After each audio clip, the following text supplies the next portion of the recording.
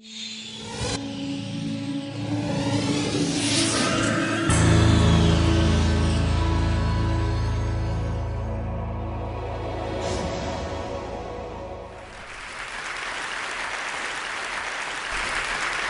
a beautiful statement on the screen that says light creates ambience, light makes the feel of a space, and light is also the expression of structure. Well, that was not by me, that was of course by Le Corbusier, the famous architect. And here you can see what he meant in one of his beautiful buildings, the chapel Notre-Dame du Haut-Tranchant, where he creates this light that he could only make because there's also dark. And I think that is the quintessence of this 18 minutes talk, that there is no good lighting that is healthy and for our well-being without proper darkness. So this is how we normally would light our offices. We have codes and standards that tell us that the light should be so much lux and of great uniformity. This is how we create uniform lighting from one wall to the other in a regular grid of lamps. And that is quite different from what I just showed you from Le Corbusier.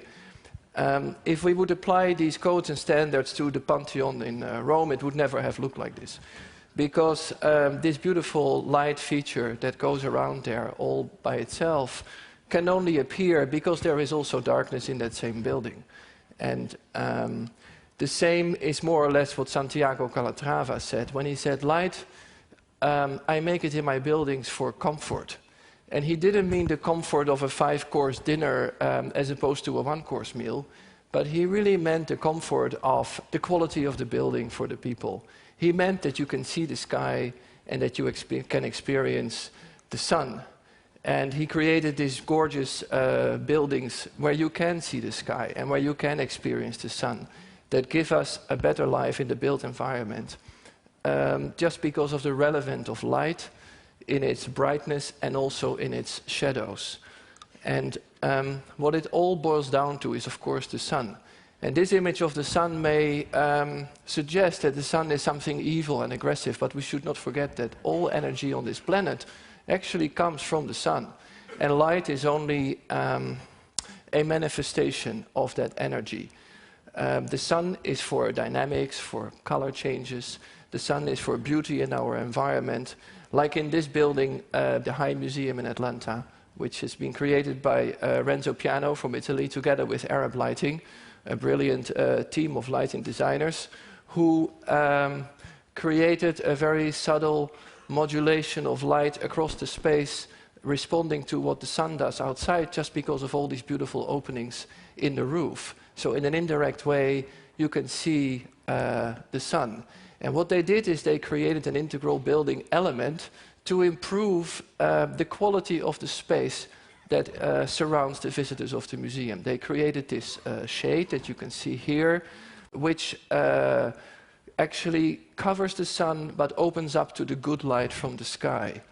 And here you can see how they really crafted a beautiful design process with physical models, with quantitative as well as qualitative methods to come to a final solution that is truly integrated and completely holistic with the architecture.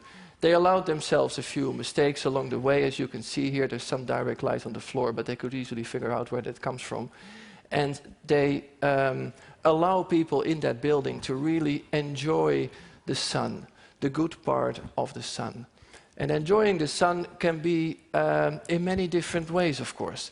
It can be just like this, or maybe like this, which is rather peculiar, but this is in 1963, the viewing of a sun eclipse in the United States. And it's just a bit bright up there, so these people have found a very intriguing solution. This is, I think, a very illustrative image of what I try to say, that the beautiful dynamics of sun, bringing these into the building, creates a quality of our built environment that truly enhances our lives. And this is all about darkness as much as it is about lightness, of course, because otherwise you don't see these dynamics. As opposed to the first office that I showed you in the beginning of the talk, this is a well-known office, which is the White Group. They are in green energy consulting or something like that, and they really practice what they preach, because this office doesn't have any electric lighting at all. It has only, on one side, this big glass window that helps to let the sunlight enter deep into the space and create a beautiful quality there and a great dynamic range. So it can be very dim over there and you do your work, and it can be very bright over there and you do your work. But actually the human eye turns out to be remarkably adaptable to all these different light conditions that together create an environment that is never boring and that is never dull, and therefore helps us to enhance our lives. I really owe a short introduction of this man to you. This is Richard Kelly, who was born 100 years ago, which is the reason that I bring him up now, because it's kind of an anniversary year. In the 1930s, Richard Kelly was the first person to really describe a methodology of modern lighting design, and he coined 3 terms, which is focal glow, ambient luminescence, and play of the brilliance, 2 very distinctly different ideas about light in architecture that all together make up this beautiful experience. So to begin with focal glow, he meant something like this, where the light gives direction to the space and helps you to get around. Or something like this, which is the lighting design he did for General Motors, for the car showroom, and you enter that space and you feel like, wow, this is so impressive just because of this focal point, this huge light source in the middle. To me, it is something from theater, and I will get back to that a little bit later. It's the spotlight on the artist that helps you to focus. It could also be the sunlight that breaks through the clouds and lights up a patch of the land, highlighting it compared to the dim environment. Or it can be in today's retail, in the shopping environment, lighting the merchandise and creating accents that help you to get around. Ambient luminescence is something very different. Richard Kelly saw it as something infinite, something without any focus, something where all details actually dissolve in infinity. And I see it as a very comfortable kind of light that really helps us to relax and to contemplate. It could also be something like this, the National Museum of Science in London, where this blue is embracing all the exhibitions and galleries in one large gesture. And then finally, Kelly's play of brilliance added to that really some play. I think of the skyline of Hong Kong, or perhaps the chandelier in the Opera House, or in the theater here, which is the decoration, the icing on the cake, something playful, something that is just an addition to the architectural environment, I would say. These 3 distinct elements together make a lighting environment that helps us to feel better. And we can only create these out of darkness, and I will explain that further. And I guess that is something that Richard Kelly here on the left was explaining to Ludwig Mies van der Rohe. And behind them, you see that Seagram building that later turned into an icon of modern lighting design. Those times, there were some early attempts also for light therapy already. You can see here a photo from the United States Library of Medicine, where people are put in the sun to get better. It's a little bit of a different story, this health aspect of light, than what I'm telling you today. In today's modern medicine, there is a real understanding of light in a sort of almost biochemical way. And there is the idea that when we look at things, it is the yellow light that helps us the most, that we are the most sensitive for.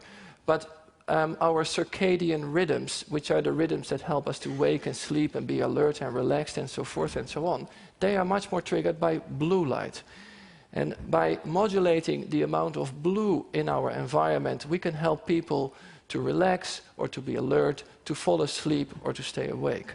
And that is a way how maybe in the near future light can help hospitals to make people better sooner, recover them quicker. Maybe in the airplane we can overcome jet lag like that. Perhaps in school we can help children to learn better because they concentrate more on their work. And you can imagine a lot more applications. But I would like to talk further about the combination of light and darkness as a quality in our life. So light is, of course, for social interaction also, to create the relationships with all the features around us. It is the place where we gather around when we have to say something to each other. And it is all about this planet. But when you look at this planet at night, it looks like this. And I think this is the most shocking image in my talk today. Because all this light here goes up to the sky. It never reaches the ground where it was meant for. It never is to the benefit of people. It only spoils the darkness. So at a global scale, it looks like this. And I mean, that is quite amazing what you see here, how much light goes up into the sky and never reaches the ground. Because if we look at the Earth the way it should be, it would be something like this very inspiring image, where darkness is for our imagination and for contemplation, and to help us to relate to everything. The world is changing though, and urbanization is a big driver of everything. I took this photo 2 weeks ago in Gwangju, and I realized that 10 years ago there was nothing like this of these buildings. It was just a much smaller city, and the pace of urbanization is incredible and enormous. And we have to understand these main questions. How do people move through these new urban spaces? How do they share their culture? How do we tackle things like mobility? And how can light help there? Because the new technologies, they seem to be in a really interesting position to contribute to the solutions of urbanization and to provide us with better environments. It's not that long ago that our lighting was just done with these kind of lamps. And of course we had the metal halide lamps and the fluorescent lamps and things like that. Now we have LED, but here you see the latest one, and you see how incredibly small it is. And this is exactly what offers us a unique opportunity, because this tiny, tiny size allows us to put the light wherever we really need it, and we can actually leave it out where it's not needed at all and where we can preserve darkness. So that is a really interesting proposition, I think, and a new way of lighting the architectural environment with our well-being in mind.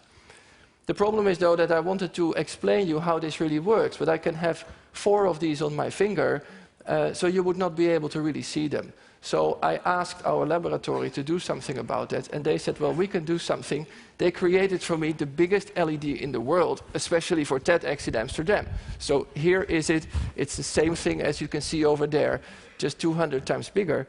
And I will very quickly show you how it works. So just to explain. Now, every LED that is made these days gives blue light. Now, this is not very pleasant and comfortable. And for that reason, we cover the LED with a phosphor cap. And the phosphor is excited by the blue and makes the light white and warm and pleasant. And then, when you add the lens to that, you can bundle the light and send it wherever you need it, without any need to spill any light to the sky or anywhere else. So you can preserve the darkness and make the light. I just wanted to show that to you, so you understand how this works. Thank you. We can go further. So we have to rethink the way we light our cities. We have to think again about light as the default solution. Why are all these motorways permanently lit? Is it really needed? Can we maybe be much more selective and create better environments that also benefit from darkness? Can we be much more gentle with light? Like here, this is a very low light level actually.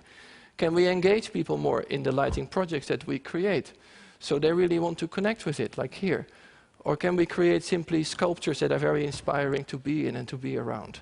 And can we preserve the darkness? Because to find a place like this today on Earth is really very, very challenging. And to find a starry sky like this is even more difficult. Even in the oceans, we are creating a lot of light that we could actually ban also for animal life to have a much greater well-being. And it's known that migrating birds, for example, get very disoriented because of these offshore platforms. And we discovered that when we make those lights green, the birds, they actually go the right way. They are not disturbed anymore. And turns out once again that spectral sensitivity is very important here. In all of these examples, I think we should start making the light out of darkness and use the darkness as a canvas, like the visual artists do, like Edward Hopper in this painting. I think that this is a lot of suspense in this painting. I think when I see it, I start to think, who are those people? Where have they come from? Where are they going? What just happened? What will be happening in the next 5 minutes? And it only embodies all these stories and all this suspense because of the darkness and the light. Edward Hopper was a real master in creating the narration by working with light and dark. And we can learn from that and create more interesting and inspiring architectural environments. We can do that in commercial spaces like this, and you can still also go outside and enjoy the greatest show in the universe, which is, of course, the universe itself. So I give you this wonderful, informative image of the sky ranging from the inner city, where you may see 1 or 2 stars and nothing else, all the way to the rural environments, where you can enjoy these great and gorgeous and beautiful performance of the constellations and the stars. In architecture, it works just the same. By appreciating the darkness, when you design the light, you create much more interesting environments that truly enhance our lives. This is the most well-known example, Tadao Ando's Church of Light. But I also think of Peter Zumthor's spa in Vals, where light and dark in very gentle combinations alter each other to define the space. Or Richard McCormack's Southwark Tube Station in London, where you can really see the sky even though you are under the ground. And finally, I want to point out that a lot of this inspiration comes from theater. And I think it's fantastic that we are today experiencing TEDx in a theater for the first time, because I think we really owe to the theater big thanks. It wouldn't be such an inspiring scenography without this theater. And I think the theater is a place where we truly enhance life with light. Thank you very much.